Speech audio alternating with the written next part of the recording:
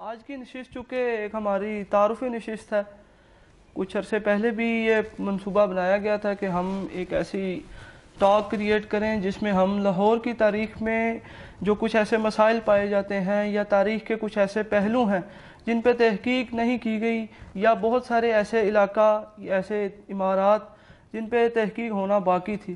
بہت سارے مورخین نے اب تک لاہور پہ بے شمار کتابیں لکھیں، بہت سارا کام کیا، لیکن اس کے باوجود بھی بہت سارے جو نکات تھے، جو بہت سارے مقامات تھے، وہ خدا معلوم نہ جانے انہوں نے کس بنیاد پہ انہوں نے چھوڑ دیے یا ان سے رہ گئے۔ اور جو دوسرا سب سے بڑا ایک اہم مسئلہ ہے وہ آج کی جو جدید تاریخ ہے اس کو لکھنے کا مسئلہ ہے، کیونکہ جو سابقہ لوگوں نے محنتیں کیں وہ یقیناً آج ہمارے سامنے کتابوں کی صورت میں موجود ہیں اور آج بھی کتابیں لکھی جا رہی ہیں، لیکن اس کے ساتھ ساتھ جو آج اس وقت لاہور کے ساتھ گزر رہی ہے، چاہے وہ اچھی ہے چاہے وہ بری ہے، جیسے سابقہ تاریخ لاہور کنہیا لال نے لاہور کے اوپر گزرنے والے 13 صدموں کا ذکر کیا جس میں ہزاروں لوگ مارے گئے ایک ایک صدمے میں، تو اس طرح جو موجودہ اس وقت جو تاریخ ہے جو گزر رہی ہے لاہور پہ اس کو بھی لکھنے کی ضرورت ہے۔ تو چونکہ آج ہماری تعارفی نشست ہے اور اس کا جو موضوع ہے وہ ہم نے ورلڈ سٹی لاہور سے شروع کیا ہے تاکہ جہاں سے لاہور کی ابتدا ہے اس کو ڈسکس کریں اور آگے پھر اس سیریز کو مختلف عنوانات کے تحت جو ہے وہ ذکر کریں گے۔ تو سب سے پہلے جو لاہور جہاں سے شروع ہوتا ہے وہ حصاری دیوار کے اندر جو بسنے والا شہر یا ایک وہ کچی بستی جس کو آپ لوہ کی بستی کہتے تھے وہ لاہور بنا۔ جیسے کہ ابھی اس مسئلے کی طرف ڈسکس کیا گیا کہ یہ وہ لاہور جس کی بنیاد راجہ لوہ چندر کے نام سے منسوب ہے، گو کہ وہ تاریخی ماخذ کے اعتبار سے تھوڑی ضعیف ہے، لیکن جو ایک رامائن جو ہندوؤں کی جو سب سے مذہبی کتاب سمجھی جاتی ہے اس کے مطابق یہ کہ کہانی جو ابھی ذکر کی تو اس کے مطابق یہ لاہور کی جو بنیاد ہے وہ راجہ لوہ نے رکھی۔ اگر اس کی تاریخی تناظر میں ہم بات کریں تو ہندوستان جو کہ ایک سب کانٹیننٹ تھا کسی زمانے میں، سب ایک ایریا تھا، تو اس وقت یہاں بنیادی طور پہ دو لوگ حکمرانی کرتے تھے، دو مذہب کے ماننے والے، ایک جو سورج کی پوجا کرتے تھے، سورج کو مانتے تھے، اپنا بھگوان مانتے تھے، وہ سورج بنسی کہلاتے تھے، اور دوسرا وہ طبقہ جو چاند کو مانتا تھا وہ چندر بنسی تھا۔ تو یہ دو بڑے گروہ جو مذہب کے ماننے والے تھے، ان کے پیروکار لوگ یہاں رہا کرتے تھے، اور یہ جو دریائے سندھ کے پٹی کے علاقے کے لوگ یہ دریائے سندھ کی نسبت سے سندھو کہلاتے تھے، اور وہی نام بگڑنے کے بعد ہندو ہو گیا۔ بیسیکلی ہندو ورڈ جو ہے وہ ایک جغرافیکلی نیم ہے، مذہبی نام نہیں ہے۔ ہمارے ہاں مطلب ایک جس کو ہم ہندو مذہب جس کو ہم کنسیپٹ میں کہتے ہیں، جس سمجھ کے مطابق بیسیکلی وہ سناتن دھرم ہے۔ سناتن دھرم اس مذہب کو کہتے ہیں جس میں مختلف مورتیوں کی پوجا کی جاتی ہے، مختلف اشنان، اور یہ جو کنسیپٹ ہمارے ہاں رائج ہے ہندوؤں کا وہ بیسیکلی اس مذہب کا نام ہے سناتن دھرم، لیکن ہمارے ہاں چونکہ عام فہم کے مطابق اس کو ہندو کہہ دیتے ہیں۔ لیکن اگر جغرافیکلی دیکھیں تو جغرافیکلی آپ بھی ہندو ہیں، میں بھی ہندو ہوں، یہاں رہنے والے سارے ہندو ہیں، چونکہ دریائے سندھ کے یہ پٹی پہ ہم رہتے ہیں تو اس کے رہنے والے سندھو تھے، سندھو نام بگڑ کے ہندو ہو گیا۔ اب ہم وہ الگ بات ہے کہ ہم پاکستان میں آ گئے ہیں تو ہم نے اس چیز کو الگ کر دیا کہ وہ اس کو ماننے والے وہ ہندو ہو گئے۔ تو یہ ایک تاریخی تناظر میں دو مذہب کے ماننے والے تھے، اور یہاں جو راجہ دشرتھ تھے ان کے ہاں آگے رام چندر جو کہ ایک تبلیغی انداز کے پیرائے میں چلنے والے انسان تھے، تو یہاں انہوں نے اپنے آپ کو دنیا داری سے ترک کرتے ہوئے اپنا لگاؤ روحانیت کی طرف رکھا، اور روحانیت کے بعد جو ہے بن باز کے 14 سال کاٹے، اور اس کے بعد سے انہوں نے تبلیغ کا سلسلہ اور وہ پرچار سارا سلسلہ ایسا شروع کیا، اور ان کے نتیجوں کتابوں کے مطابق جو ہے وہ دو بیٹے مشہور ہیں، ایک راجہ لوہ چندر اور دوسرا کسو چندر۔ راجہ لوہ چندر بڑے تھے اور کسو چندر چھوٹے تھے، اور ان کے نام سے جو دو بڑے شہر تھے وہ آباد ہوئے، ایک لاہور اور دوسرا قصور۔ تیسرا ایک جو آبادی لاہور کی ہی ہے، اچھرا۔ ایک ضعیف روایت کے مطابق کتاب میں ذکر ہے کہ وہ ایک تیسرے بیٹے ایک اور تھے جن کا نام تھا اچھو چندر۔ تو اچھو چندر نے اپنے بھائی لوہ سے الگ ہونے کے بعد ایک الگ بستی بسائی جو اچھرا کہلائی، اور تاریخی ماخذ کے مطابق یہ کہا جاتا ہے کہ جو اچھرا ایک بستی ہے یہ لاہور کی سب سے قدیم پرانی بستی ہے۔ اس کا ایک ثبوت یہ دیا جاتا ہے کہ جیسے لاہور کے 12 یا 13 دروازے ہیں، ان دروازوں کے جو نام ہیں وہ بیسیکلی ڈائریکشن وائز ہے. جیسے دہلی گیٹ ہے، دہلی گیٹ کا جو رخ ہے دہلی کی طرف ہے، اس وجہ سے اس کا نام دہلی دروازہ. اسی طرح ایک دروازہ جو ہے کشمیری گیٹ ہے، کشمیری گیٹ کشمیر کی طرف رخ ہے اس کا، اس کی وجہ سے اس کا نام کشمیری دروازہ. اسی طرح ایک دروازہ ہے لاہوری دروازہ. اس کا مطلب یہی ہے کہ جو دروازہ لاہور کی سمت کھلتا ہے اس کا نام لاہوری دروازہ. لیکن اب سوال یہ پیدا ہوتا ہے کہ لاہور کا دروازہ ہے اور لاہور کی جانب کھل رہا ہے، تو اس کا مطلب یہ کہ اصل لاہور کسی دوسری سائٹ پہ تھا. تو یقیناً جو اچھرا ہے بلا شبہ کہ ایک تاریخی اور قدیمی بستی ہے، لیکن اس کے بارے میں ابھی تحقیق ہونا باقی ہے کہ آیا یہ وارلڈ سٹی پرانا ہے یا اچھرا پرانا ہے، یا ان دونوں کا جو ٹائم پیریڈ ہے وہ سیم ہے.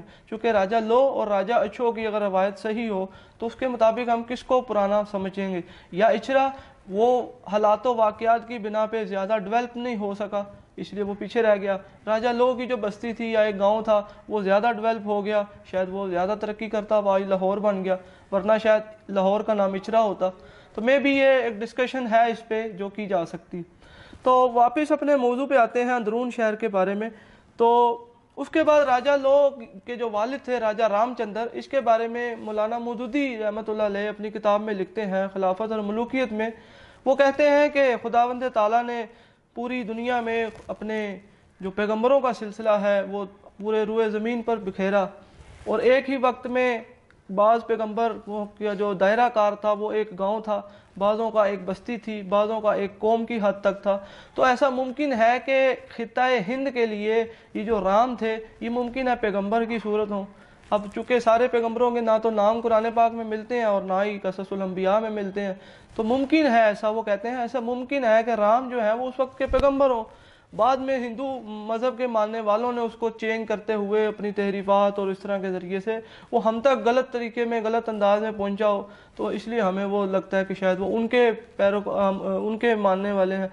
تو اس طرح سے یہ ایک اس پہ بھی ایک بحث ہو سکتی ہے. تو اس کے بعد انہوں نے وصیت کی تھی کہ میرے بعد، یعنی کہ راجہ رام چندر نے اپنے بیٹوں کو وصیت کی کہ میرے بعد تم نے یہ جو حکومت ہے، راجدھانی ہے، یہ تم نے اپنے چچا کو دینی ہے. اور چچا کا نام تھا راجہ بھرت. اور یہ جو بھارت کرتے ہیں یہ بھارت اصل میں راجہ بھرت کے نام سے ہے. تو یہ پورا خطہ جو تھا وہ بھارت کے لانے لگا. اس کے بعد جب سے راجہ لو نے اپنے چچا کو وہ اسٹیٹ کی راجدھانی دے دی اور واپس اپنے راوی کے کنارے آ گئے، یہ مقام ان کو اچھا لگا اور انہوں نے راوی کے کنارے ایک چھوٹی سی اپنی بستی جو ہے وہ آباد کی. یہاں ایک چھوٹا سا جو ہے گاؤں نما ایک بستی جو ہے وہ آباد کی. اگر تاریخی تناظر میں دیکھا جائے تو مختلف جو شہروں کے جغرافیے ہیں وہ اسی طرح سے ہے کہ جہاں پانی ملا وہاں آبادی ہوئی. جیسا کہ اگر ہم اسلامی تاریخ میں پڑھیں تو جب اماں ہاجرہ سلام اللہ علیہا جب آتی ہیں اپنے بیٹے اسماعیل کو لے کے، تو اس وقت وہ وادی بکا یا صحرائے بکا کے نام سے وہ جگہ تھی. اس وقت نہ آبادی تھی، نہ پانی تھا، کچھ بھی نہیں تھا. اب جب وہ بیٹے کو وہاں چٹیل میدان میں چھوڑ دیتی ہیں اور پانی کی تلاش میں بھاگتی ہیں تو واپس آ کے دیکھتی ہیں کہ جہاں بیٹے کو رکھا تھا وہاں چشمہ پھوٹ رہا ہے. اب وہ چشمے کا پانی بہنا شروع ہوا، پرندوں نے آنا جانا شروع کیا. ارد گرد کے جو علاقے کے لوگ تھے انہوں نے دیکھا کہ پرندے آتے ہیں جاتے ہیں، یقیناً یہاں پانی کا ذخیرہ ہے. انہوں نے آ کے اماں ہاجرہ سے کہا کہ آپ جو ہے وہ ہمیں اجازت دیں، ہم یہاں آباد ہو جائیں. تو لہٰذا وہ پہلی بستی جو مکہ میں بنی، جو بعد میں وادی بکا مکہ میں بدل گئی، تو وہ پہلی بستی پانی کی ہی وجہ سے تھی. اسی طرح دیگر دریائے جو مصر میں دریا ہے دریائے نیل، اس کے کنارے جو شہر آباد ہوئے. اسی طرح دریائے دجلہ ہے، فرات ہے، اور گنگا ہے، جمنا ہے، اور اسی طرح دریائے ٹیمز ہے. یہ سارے موسٹلی جو دریا ہیں ان کے کنارے ہی آباد ہونا اس بات کی دلیل تھی کہ جہاں پانی ہو وہاں آبادی ہوتی ہے. تو سیم اسی طرح دریائے راوی کے کنارے راجہ لو نے جو اپنی کچی بستی چھوٹی سی بسائی اس زمانے میں، آج سے تقریباً 3000 سال پہلے، وہی آنے والے وقتوں میں لاہور کا ایک پیش خیمہ ثابت ہوئی.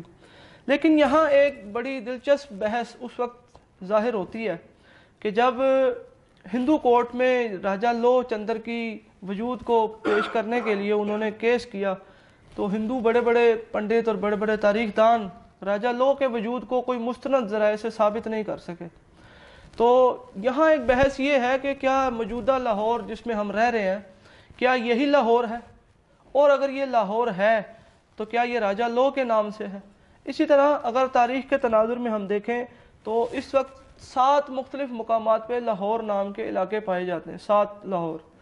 مثال کے طور پہ اٹک کے قریب ایک علاقہ ہے، وہاں پہ لاہور کا ذکر ہے. اسی طرح کینیڈا میں نہیں امریکہ میں ایک گاؤں ہے، اس کا نام بھی لاہور ہے.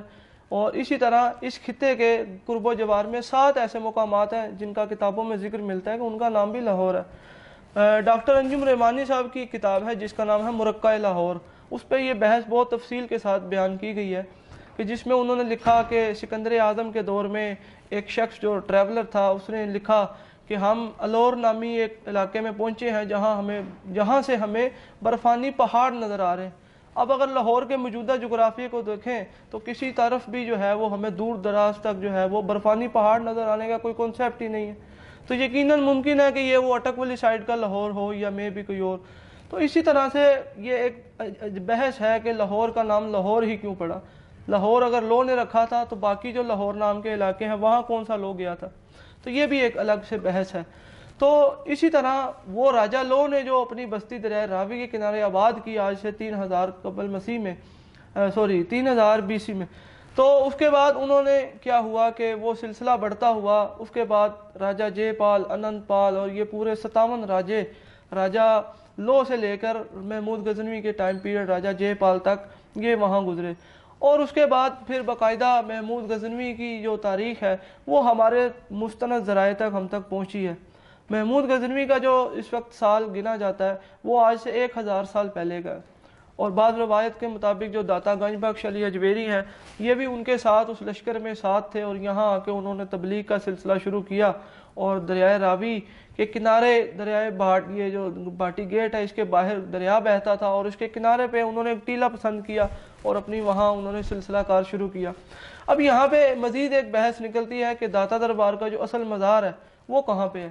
بعض لوگ کہتے ہیں شاہی قلعہ کے نیچے ہے اور اس کے اوپر بھی ایک میں ذکر کرتا جا رہا ہوں. میرے خیال آپ بھی کہتے ہوں گے کہ یہ ہر بات میں ایک بحث ڈسکس کی جا رہی ہے. لیکن کیا کریں کہ ایسے موضوعات ہی اتنے ڈیپ ہیں کہ اس پہ یہ بحثیں بنتی ہیں اور آئندہ ہم کوشش کریں گے کہ سیریز وائز جو ہے وہ ان معاملات کو حل کیا جا سکے. اب وہاں قلعے کے نیچے جو قبر ہے میرے خیال آپ میں سے تو کوئی نہیں گیا ہوگا کہ گیا کوئی گئے آپ. نیچے جو قبر ہے بیسیکلی وہ ایک بڑی قبر ہے اور اس کی جو ڈائریکشن ہے اس ڈائریکشن کو دیکھتے ہوئے ہم یہ کہہ نہیں سکتے کہ یہ کسی مسلم کی قبر ہے یا میں بھی کہ اگر ہے تو اس کی ڈائریکشن سمجھ نہیں آتی کہ وہ قبلہ رخ کے متضاد پائی جاتی ہے. اور بعض جو کتابیں بتاتی ہیں ان کے مطابق لاہور میں ایک بہت مشہور دربار ہے جس کا نام ہے دربار گھوڑے شاہ. گھوڑے شاہ کا جو تعلق ہے وہ بخاری سادات سے ہے. اس شریف کے وہاں سے موو کرنے کے بعد وہ لاہور یہاں آئے اور ان کا جو سلسلہ ہے وہ حضرت داتا گنج بخش سے پہلے کا ہے. وہ یہاں ان کے دادا تشریف لائے تھے جن کا خطاب دیا گیا تھا جھولن پیر کا. جھولن پیر، جھولن وہ جھولا سے نکلا ہے. جھولا کیونکہ وہ جب وہ سواری کر رہے تھے اونٹ سے تو وہ مسلسل ان کا ہاتھ ہل رہا تھا تو وہ ان کے جو مرشد تھے انہوں نے کہا کہ وہ جھولا وہ جھولیا تو وہ اس جھولن وہاں سے ان کا نام جھولن پیر پڑ گیا. تو بعض کتابیں کہتی ہیں کہ ان کی قبر جو ہے وہ اس جگہ پہ تھی جو بعد میں شہنشاہ اکبر نے جب قلعے کو ایکسٹینڈ کیا تو باہر کا جتنا ایریا اور رقبہ تھا وہ اپنے قلعے میں شامل کر لیا. اس شامل ہونے کے نتیجے میں کیا ہوا کہ 2 عمارتیں جو قلعے سے باہر تھی کسی دور میں دریائے راوی کے کنارے پہ وہ دونوں عمارتیں اس کے اندر آ گئیں. ایک ٹیلے پہ واقعہ وہ قبر تھی یا 2 قبریں تھیں وہ اس قلعے کے اندر آ گئیں جو تہہ خانے میں چلا گیا. اور دوسری وہ لوہ کی سماعت جس پہ بھی بات ہو رہی تھی کہ جس کو منسوب کیا جاتا ہے کہ یا یہ لوہ کا مندر ہے یا یہ راجہ لوہ کی سماعت ہے. اگر اس کی سٹرکچر دیکھا جائے تو وہ سماعت ہے لیکن بعض لوگ اس کو لوہ کا مندر کہتے ہیں. اور لوہ کا مندر جو سماعت کی بلڈنگ تھی یہ بھی دریائے راوی کے گھاٹ کے کنارے تھی. اگر آپ انڈیا کی مختلف تصاویر دیکھیں جو دریاؤں کے کنارے مندر اور سمادھیاں نظر آئیں گی تو اس پیرائے میں کہا جا سکتا ہے کہ یہ واقعاً یہ جو سماعت ہے یہ دریائے راوی کے کنارے تھی. جب قلعہ ایکسٹینڈ ہوا تو یہ قلعے کے اندر آ گئی. شہنشاہ اکبر نے اس کی خصوصی تعمیر و مرمت کروائی اور اس کو جو ہے وہ اچھے طریقے سے مینٹین کیا. تو بات ہو رہی تھی محمود غزنوی کے دور سے. محمود غزنوی نے اس خطے پہ 17 حملے کیے جو آخری حملہ سومنات کی فتح تک جو ہے وہ مکمل ہوتا ہے.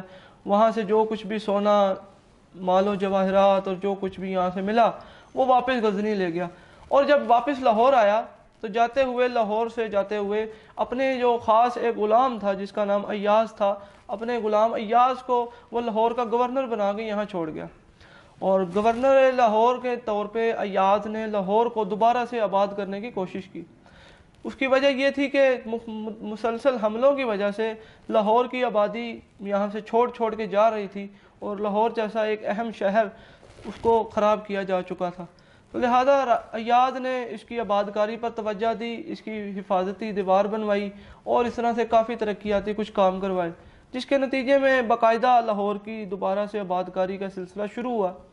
اور اس طرح سے پھر آنے والے لودھی دور تک جو ہے مختلف راجاؤں کے دور میں، بادشاہوں کے دور میں، یہ لاہور جو ہے مزید ترقی کرتا گیا، یہاں تک کہ لودھی دور میں لاہور کی جو سب سے ایک قدیم عمارت جس کو نیوی مسجد کے نام سے جانا جاتا ہے، اس زمانے میں جو عمارتیں مساجد جو ہیں عمومی طور پہ بلندی پہ بنتی تھی، ایک اونچے چبوترے پہ بنتی تھی، لیکن لاہور کی 2 نیوی مساجد تھیں جو زمین سے نیچے 20 فٹ نیچے گہرائی میں بنائی گئی تھی، اور وہاں ایک ایسا سسٹم کیا گیا کہ وہاں ایک قطرہ بھی پانی کا جو ہے جمع نہیں ہو پاتا۔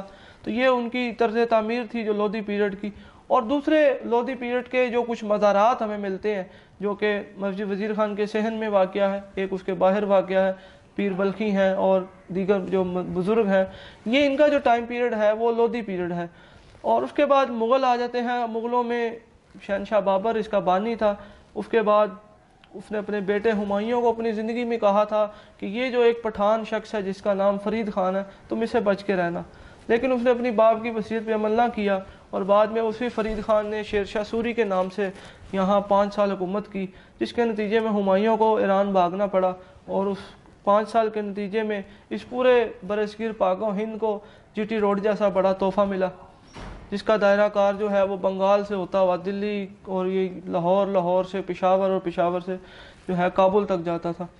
اور اس کی ڈیتھ کے بعد اس کے جو باقی جو اس کے وارث تھے وہ اس کو کیری نہیں کر سکے، لہذا ٹھیک 15 سال بعد ہمایوں کو دوبارہ شاہ ایران کی مدد سے دوبارہ موقع ملا، اور اس کو دوبارہ یہاں پہ حکومت حاصل ہوئی، یہاں تک کہ دلی کا جو اس نے قلعہ تعمیر کروایا تھا، اچانک نماز مغرب ہوئی اور وہ سیڑھیوں میں اذان کے احترام میں تھوڑا سا جھکا اور اس کا پاؤں سلپ ہوا اور وہ گرتا زمین تک آیا، اس چوٹ کی وجہ سے وہ 3 دن بعد ڈیتھ کر گیا۔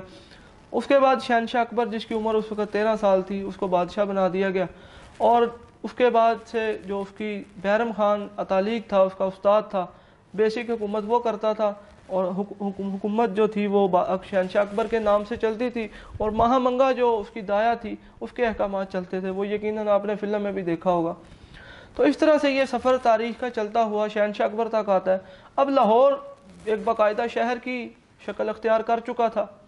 اب اس میں کیا ہوتا ہے کہ 1564 میں اس کا ایک بھائی مرزا کامران، جس کی یہاں بارادری بھی ہے، وہ ہمایوں کا بھائی تھا، اس کا جو بیٹا تھا وہ اس نے لاہور میں بغاوت کی، اور اس بغاوت کو کچلنے کے لیے شہنشاہ اکبر نے کیا کیا کہ جو اپنی وفاق کا دفتر تھا، حکومت کا دفتر تھا، وہ سارا وہاں سے شفٹ کر کے دلی سے آگرہ سے وہ یہاں لاہور لے آیا۔ اس سلسلے میں 15 سال اس کو لگ گئے، اور 15 سال چونکہ یہاں لاہور کیپٹل کے طور پہ یوز ہوتا رہا، اور اس 15 سال میں لاہور بہت زیادہ ڈیولپ ہوا، چونکہ ایک مین چھاونی بن چکا تھا لاہور۔ تو اس نے کیا کیا کہ جو اس سے پہلے غیاث الدین بلبل کے دور میں لاہور قلعہ جو تعمیر ہو چکا ہوا تھا، تو اس نے اس قلعے کو استعمال کی خاطر اس نے باقاعدہ پہلے پورے قلعے کو توڑ دیا، پورا منہدم کروایا، بنیادیں کھود دیں، اور پھر نئے سرے سے پکی اینٹوں سے پہلی مرتبہ تعمیر کروایا۔ تو شہنشاہ اکبر کے دور میں سب سے پہلی مرتبہ لاہور کا قلعہ تعمیر ہوا، اور اس کے نتیجے میں اس نے مختلف عمارات یہاں تعمیر کروائیں، جس میں سے اب موجودہ جو ہے وہ دولت خانہ اکبری کے نام سے جو ایک واحد عمارت رہ گئی ہے، باقی اس کے کچھ آنے والے وارثوں کی رہ گئی ہیں، اور باقی کچھ انگریز دور میں ایڈنگ ہوتی رہی۔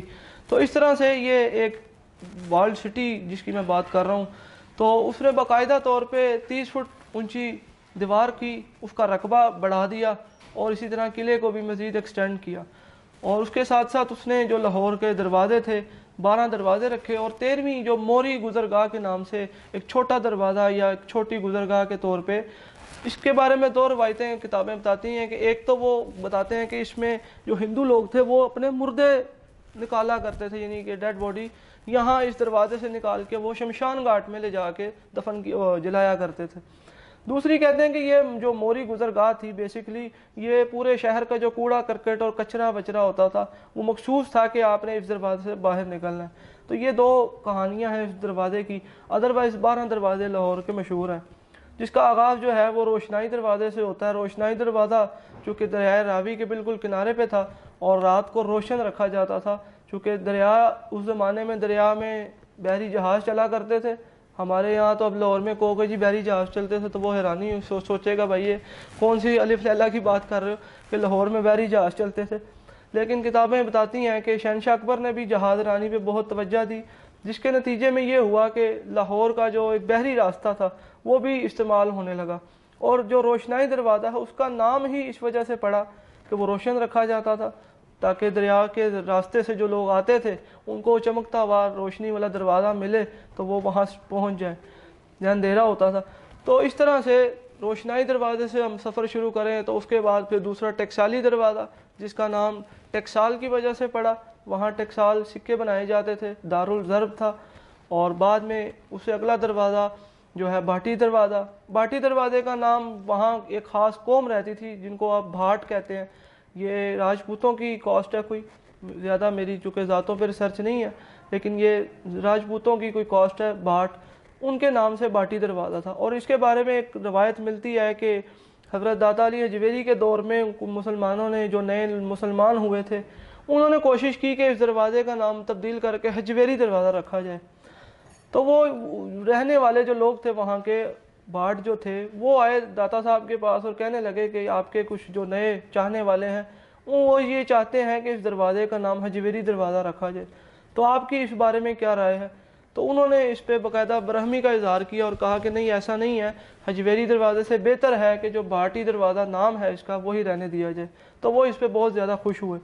اسی طرح بھاٹی دروازے سے آگے چلیں تو موری دروازہ آتا ہے جس کی میں نے بات کر دی آپ کو۔ اس کے بعد موری دروازے سے آگے چلیں تو پھر لاہوری دروازہ۔ لاہوری دروازہ بڑا اہم دروازہ ہے جس میں مہاراجہ رنجیت سنگھ نے جب لاہور پہ قبضہ کیا تو اس دروازے سے داخل ہوا، اور اس کے علاوہ جو موجودہ بلڈنگ ہے وہ انگریز دور کی ہے، اصل بلڈنگ سیم اسی طرح کی تھی لیکن وہ انگریز دور میں تباہ کر کے توڑ کے نئی اس کو بنایا گیا۔ لوہاری دروازے سے آگے چلیں تو پھر آگے شالمی دروازہ۔ شالمی دروازہ شہزادہ شاہ عالم کے نام سے، لیکن دروازہ بنا اکبر دور میں۔ یہاں ایک سوال پیدا ہوتا ہے کہ اگر شہزادہ شاہ عالم آیا ہے اورنگزیب کا بیٹا تقریباً 150-200 سال کے بعد اکبر کے، اور اکبر کے دور میں پھر اس دروازے کا یقیناً کوئی اور نام ہوگا، تو کیا نام ہوگا؟ آپ میں سے کوئی بتا سکتا ہے؟ یقیناً اس پہ ابھی کام نہیں ہوا، اس پہ بھی ایک الگ ایک ٹاک ہو سکتی ہے کہ اس کا پہلا نام کیا تھا اور کیوں تھا، لیکن جو ہمارے کچھ اسکالر دوست ہیں انڈیا میں انہوں نے اس بات پہ بتایا کہ جو شالمی دروازہ تھا بیسیکلی اس کا نام بھیرو والا دروازہ تھا، بھیرو ان کا ایک گاڈ ہے، اس کے نام سے یہ بھیرو والا دروازہ تھا، شالمی دروازہ۔ شہزادہ شاہ عالم جب آیا لاہور اپنے باپ کے مرنے کے بعد، تو جب وہ واپس پہنچا تو اس نے دیکھا کہ اس نے اپنے وزیر سے پوچھا کہ ہم لاہور جس دروازے سے داخل ہوئے تھے اس کا کیا نام تھا؟ تو اس نے کہا جی اس دروازے کا نام اکبری دروازہ تھا۔ تو اس نے کہا اکبری دروازہ کیوں تھا؟ اس نے کہا جی آپ کے دادا حضور نے جو ہے وہ اپنے گزرنے کے لیے یہ دروازہ مخصوص کر رکھا تھا اور اس دروازے کو اپنے نام سے ہی منسوب کیا تھا، اکبری دروازہ، جہاں آج کل بہت بڑی اجناس کی منڈی ہے۔ تو اس کو یہ بات بڑی اچھی لگی اور اس نے کہا کہ ٹھیک ہے پھر ہم ایک دروازہ جو ہے وہ اپنے نام سے منسوب کر لیتے ہیں، تو یہ فلاں دروازہ جو ہم یہاں سے گزر رہے ہیں آئندہ کے بعد یہ میرے نام سے پکارا جائے، تو لہٰذا وہ بہرو والا دروازہ جو تھا وہ آئندہ کے بعد شاہ عالم دروازہ ہو گیا۔ اسی طرح شالمی سے آگے آئے تو موچی دروازہ۔ موچی دروازے کو جو کتابیں بتاتی ہیں کہ موتی دروازہ کہا جاتا تھا۔ موتی رام ایک ہندو تھا اور اس کا کیئر ٹیکر تھا اس گیٹ کا۔ اکبر کے دور میں اور دیگر جو حملے اور چھوٹی اس طرح کے انتظامات تھے اس میں اس نے بہت اچھے طریقے سے اس کی کیئر کی، تو لہٰذا اس دروازے کا نام ہی موتی دروازہ پڑ گیا۔ بعد میں سکھ دور میں اس کا نام موتی سے بدل کے بگاڑ کے موچی کر دیا گیا، جو کہ ایک تاریخ سے بھی ظلم تھا، بہرحال وہ چلتا آ رہا ہے اور اب تک موچی دروازے کے نام سے۔ اب دروازہ تو نہیں رہا وہاں، لیکن چونکہ اس کی نسبت اس وجہ سے ہے تو وہ اب نام کے تو دروازہ نہیں ہے لیکن نام چل رہا ہے۔ اس کے بعد موچی دروازے سے آگے آئے تو اکبری دروازہ، جس کی تاریخ میں نے ابھی بتا دی کہ اکبر کے گزرنے کی وجہ سے اس کو اپنے نام سے منسوب کرنا تھا، اس وجہ سے اس نے اس دروازے کا نام اکبری دروازہ رکھ دیا۔ اس سے آگے آئے تو دلی دروازہ۔ دلی دروازے کی جو ڈائریکشن ہے وہ چونکہ جی ٹی روڈ سے لنک کرتی تھی، انڈیا کی طرف سے جو قافلے چلتے تھے وہ جی ٹی روڈ پہ سفر کرتے ہوئے واپس آتے ہوئے لاہور جب داخل ہوتے تھے تو ان کو جو پہلا دروازہ ٹچ کرتا تھا وہ دہلی گیٹ تھا، لہٰذا دہلی گیٹ کی ڈائریکشن بھی دہلی کی طرف تھی، اسی طرح اگر آپ چنیوٹ چلے جائیں تو وہاں ایک لاہوری دروازہ ملے گا جس کی ڈائریکشن لاہور کو ہے. اگر آپ دہلی قلعے میں کھڑے ہو جائیں تو وہاں آپ کو ایک دروازہ ملے گا جس کا نام ہے لاہوری دروازہ. یقیناً اس کی ڈائریکشن لاہور کی طرف ہے، اس لیے اس کا نام لاہوری دروازہ. تو یہ ڈائریکشن وائز بھی بعض نام رکھے گئے. تو اس خصوصی دروازے کا نام دہلی گیٹ تھا. دہلی گیٹ سے آگے چلیں تو ایک جو گیٹ ہے اس کا نام ہے یکی دروازہ. یکی دروازہ دو نام سے ہے. بعض کہتے ہیں کہ یکی دروازے کے باہر ٹانگوں کا اڈا ہوتا تھا، ٹانگے کو چونکہ یکی کا یکا کہتے ہیں، یکے سے آگے یکی دروازہ مطلب ٹانگوں والا دروازہ. اور دوسرا جو مستند کتاب بتاتی ہے کہ جو حضرت ذکی پیر تھے ان کا وہاں ڈیرا تھا، آستانہ تھا. باہر مغل حملہ آوروں نے جب حملہ کیا تو وہ تلوار نکال کے لڑنے لگ گئے وہاں، یہاں تک کہ اچانک تلوار کا وار پڑا اور ان کی گردن جو تھی وہ کٹ کے ایک جگہ گری اور جو دھڑ تھا وہ لڑتا ہوا آگے جا کے دوسرے مقام پہ گرا. اگر آپ دروازے پہ جائیں تو آپ کو پہلے ان کے دھڑ کی قبر ملے گی اور دوسری تھوڑے سے اندر جا کے ان کے سر کی قبر ملے گی. جہاں جہاں وہ سر تھا اور جہاں دھڑ تھا وہیں پہ دو الگ الگ قبریں نظر آئیں گی. تو ذکی پیر سے نام بگڑ کے اس کا نام ہو گیا یکی دروازہ. یکی دروازے سے مزید آگے دوسری طرف گھوم کے چلے جائیں تو وہاں آ جاتا آگے شیراں والا دروازہ. شیراں والا دروازے کا اصلی نام خضری دروازہ تھا. خضری دروازہ بیسیکلی حضرت خضر علیہ السلام سے منسوب تھا. وہ اس لیے کہ یہ اس کے آگے بالکل دریائے راوی کا پارٹ تھا، تو چونکہ پانی کا پیغمبر کہا جاتا ہے حضرت خضر کو، اس نسبت سے ان کو خضری دروازہ کہا جاتا تھا. مہاراجہ رنجیت سنگھ کے دور میں یہاں کے جو کچھ لوگ تھے وہ تنگ کرتے تھے، لہذا ان پہ اپنی دہشت بٹھانے کے لیے اس نے کیا کیا کہ 2 شیر لا کے پنجرے میں بند کر کے اس دروازے کے باہر رکھ دیے. اب وہ لوگ جو آتے جاتے تھے بہت دہشت زدہ ہوتے تھے کہ وہ شیر باندھ دیے، اور وہ حکم تھا کہ اگر آپ باز نہیں آؤ گے تو تمہیں ان شیروں کے آگے ڈال دیں گے. تو اب وہ لوگ جو بھی گزرتا تھا آتا جاتا ہاں بھی کدھر جا رہا ہے، وہ شیروں والے دروازے شیروں والے دروازے، تو وہ نام ہی شیروں والا دروازہ پڑ گیا. اور اس کے بعد آخری جو اس ڈائریکشن کا ہے دروازہ وہ آگے آ جاتا ہے کشمیری دروازہ. اس کی ڈائریکشن کشمیر پہ ہے، کشمیر کی وجہ سے کشمیری دروازہ. اور سب سے جو آخر میں ہے مستی دروازہ. مستی دروازے کا جو نام ہے وہ مسجد کی وجہ سے پڑا. پنجابی میں مسجد کو مسجد کہتے ہیں، مسجد سے آگے مستی دروازہ ہو گیا. وہاں چونکہ مہارانی جودھا بائی جس کو آپ مریم زمانی کہا جاتا تھا اس کی بنوائی ہوئی مسجد ہے، اس مسجد کے نام سے مطلب مسیتی دروازہ، مسیتی سے پھر مستی ہو گیا. تو یہ لاہور کے جو 12 دروازوں اور قلعے کا جو ایک پورا احاطہ ہے اس کو ورلڈ سٹی کے نام سے جانا جاتا ہے. لاہور کے علاوہ پاکستان کے تقریباً 8 جو میرے ریسرچ کے مطابق پنجاب کے 8 شہر ہیں جو ورلڈ سٹی ہیں.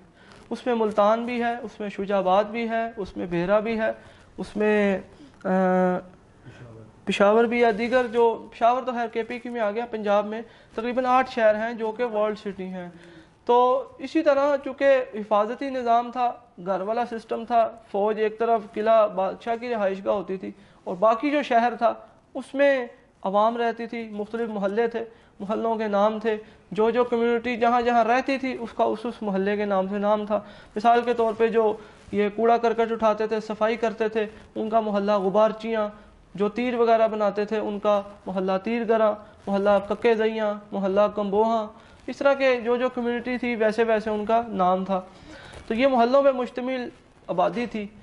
آپ نے بہت سارے آپ میں سے موسٹلی لوگوں نے ورلڈ سٹی کا اندرون شہر کا کوئی نہ کوئی ایک آدھا وزٹ ضرور کیا ہوگا. وہاں ایک بات سمجھ آتی ہے کہ اندرون شہر ہے، ٹھیک ہے آبادی بن گئی، لیکن اتنی تنگ تنگ گلیاں بنانے کی کیا حکمت تھی کہ اتنی تنگ گلیاں کہ جہاں سے شاید عام انسان ایک سنگل ہی گزر سکتا ہے. بلکہ وہ ایک رائٹر نے وہ بھی لکھا کہ اگر کوئی شخص ورلڈ سٹی کے گلی میں پھر رہا ہو تو وہ آگے سے کوئی آ جائے تو پھر وہ نکاح کی صورت رہ جاتی ہے، اس کے علاوہ کوئی صورت ہی نہیں رہتی.